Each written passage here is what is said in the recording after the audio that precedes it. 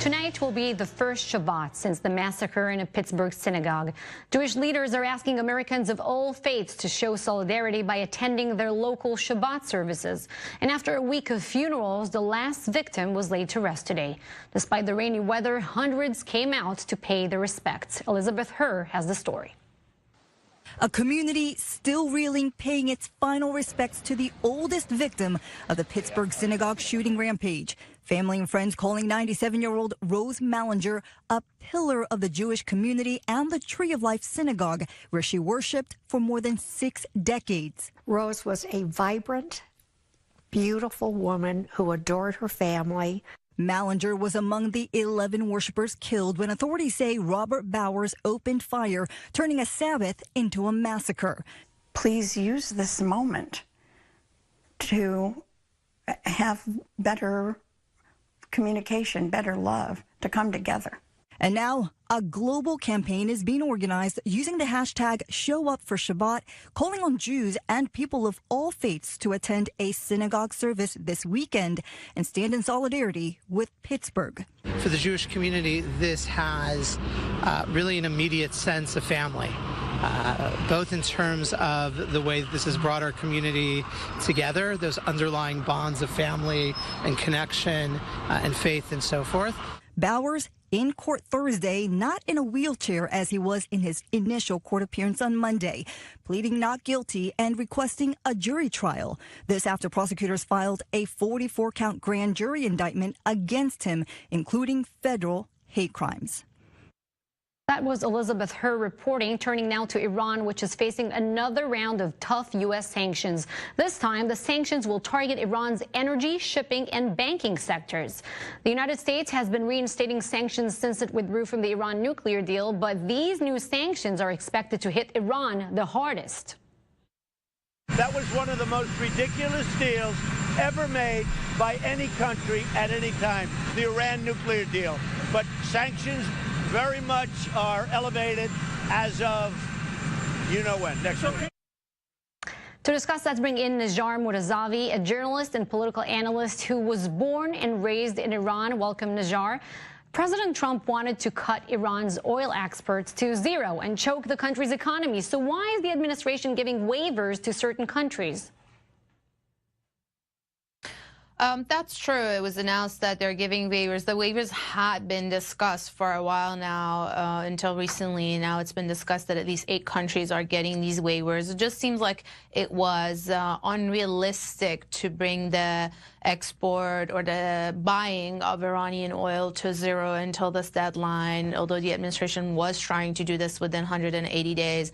And it also seems like some of these countries, either some of U.S.'s allies or other countries, especially in Asia, were not willing to give up their imports of Iranian oil. And it was also another consideration of the administration was the ultimate price of each barrel, that this kind cutting Iranian complete halting of the Iranian oil into the market would have that kind of effect. So it seems like the final calculation with the pressure from some of these other countries and also the ultimate price of oil is that some countries will continue to buy the oil, but at a lower rate compared to what they did before.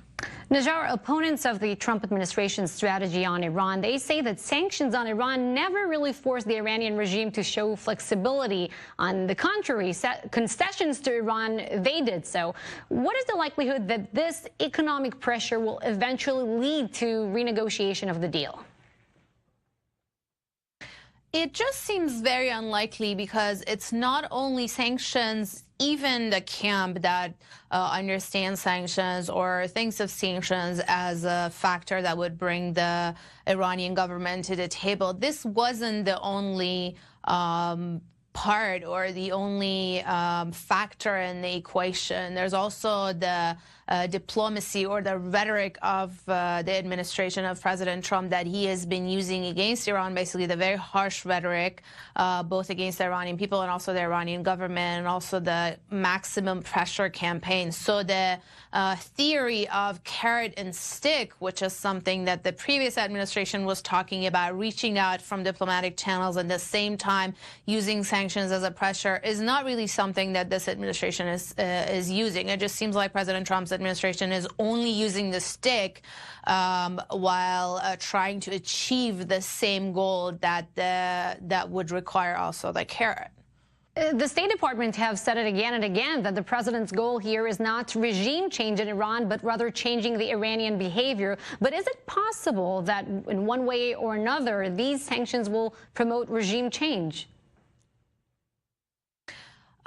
I think it's unlikely. At least we're not at that stage. The Iranian government has a lot of turmoil in tension, is dealing with a lot of things domestically and internationally, but they have passed even more difficult times than this. This is the government that the administration or the government, the overall system has had 8 years of war, has passed economic sanctions before, all kinds of international pressure. So I don't think we're at that point to predict regime change, but it will definitely pressure the economy. The main toll will be on the Iranian population, the Iranian people, and this is just something that is really creating fear and uncertainty when you talk to people on the streets in Iran. Najjar Mortazavi, thank you for joining us. And as we discussed earlier in the show, President Trump has put illegal immigration front and center of his agenda. But quietly, he's also been changing legal immigration. But the truth is, coming into the United States legally has never been easy. It's a complicated and confusing process, and some would argue it's keeping away some of the world's best and brightest from reaching America's shores. We want to talk about this with one of the country's leading immigration lawyers, the man who helped Melania Trump and her parents become legal citizens. Joining us now is Michael Wilds, an immigration attorney and managing partner at Wilds and Weinberg. Welcome, Michael. All eyes are on the migrant caravan now, and the president is calling on migrants there to seek legal ways to come to the United States. But let's face the reality. Even if all these migrants, let's say, would have had a master's degree and a solid bank account back home, it wouldn't have been much easier for them to come here legally and get hired in the U.S., right? Your point is very well taken. The legal process of coming to the United States is just as challenging as the unlawful process is. Employers and family members actually have to wait sometimes 10 or 15 years in order to bring nationals here. And it's highly political. Quite honestly, if you're from the Philippines or China or India, your quotas are going to be backed up. How fair is this to America's employers that they can put forward applications for the tools they need? You know, in the Bible, they talked about the pharaohs who took away the straw from building the bricks. Why aren't we giving the employers the kind of tools that they need? More importantly, on the legal immigration, when we don't allow foreign students to onboard into the workforce, we're shooting ourselves in the foot, because all they do is pay very expensive tuitions to institutions in America. And if we don't give them a path into the country, we then have to compete against them at a later time.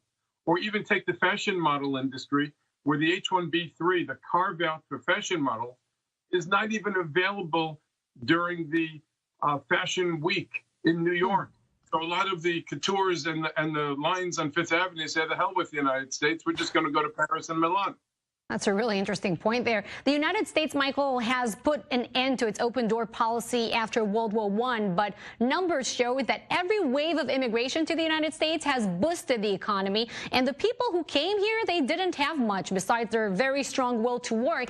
And here is what I want to ask you. Could it be that immigration itself is not the problem, but the combination of immigration and welfare? Is it fair to say that America has gradually stopped being a pro-immigration country when it gradually started being a pro-welfare country, because the two really can't go together and flourish? I have the privilege of being an adjunct professor. I met my wife in my dad's law school class. He was an immigration lawyer and professor. He's still practicing, thank God. Look, the pendulum swings over towards homeland security preparedness, and then over the years into the entrepreneurial spirit, because we all know that immigrants are the greatest risk takers.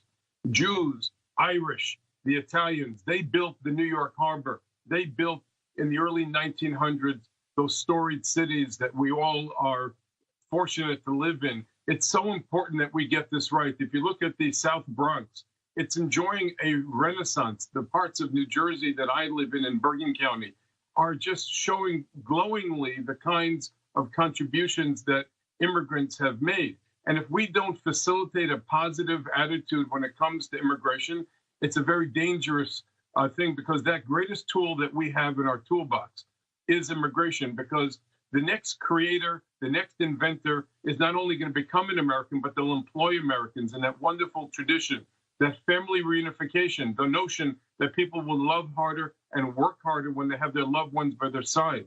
So we can't afford to get immigration wrong, not from a homeland security metric.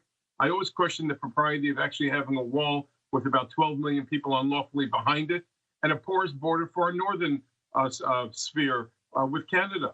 And I also question, again, why tuition is so expensive for foreign students, and then we don't figure out how to get the best and brightest into our system. We do have the old visa, which is a merit-based visa, and that visa is something that is robust. But there are a lot of wonderful people that are able to fund and create technology, and we have to create a hinge door for them too. Michael Wiles, thank you for this very interesting conversation, and I assure you we will continue it at some point. And we end tonight with a little technology and one new invention from Israel that takes care of lice. Yes, that's right, lice. Ariel Hickson catches us up on some of these new gadgets. Paper-thin tablets, 3D phones, and a machine that eliminates parasites. These all sound like inventions from a distant future. But no, this groundbreaking technology exists today. Let's start with Apple, the trillion-dollar company that has a global influence on a variety of users. The tech giant has made a rare appearance on the East Coast to announce its latest updates that are sure to have the world buzzing.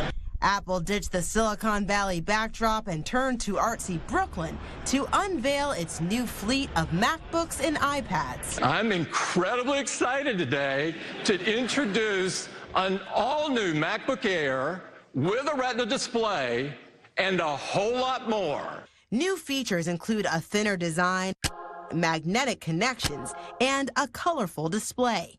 Parts of the MacBook Air are made from 100% recycled aluminum to help the environment. These devices, I think, will appeal to the prosumer, a user who is willing to spend more for a device, but to be able to get features like Photoshop on an iPad, being able to do things that you previously had to do, could only do on a full desktop computer. Now we move to Red Digital Cinema. Its Hydrogen One phone will bring a 3D world to your fingertips. Users can capture three-dimensional videos and experience 3D without wearing glasses. Next, right out of Tel Aviv, a handheld device that kills lice with ultrasound technology. A game changer for parents and young children. So when I see my kids itching their head like this, then that raises my alert signals. And then I just can't stand the lice. It uses ultrasonic waves to get rid of the parasite. Totally safe. What we do is we have this device, and as opposed to other ultrasound systems where they apply, when you use ultrasound on the body, you usually apply the ultrasound towards the body. In our case, we're applying the ultrasound parallel to the body. It seems tech is always a step ahead of us, changing the world one swipe at a time. Ariel Hickson, I-24 News. I'm joking. All right. That does it for Take 30. Stateside with David Schuster is next. I'm Tal Heinrich. Thank you for watching.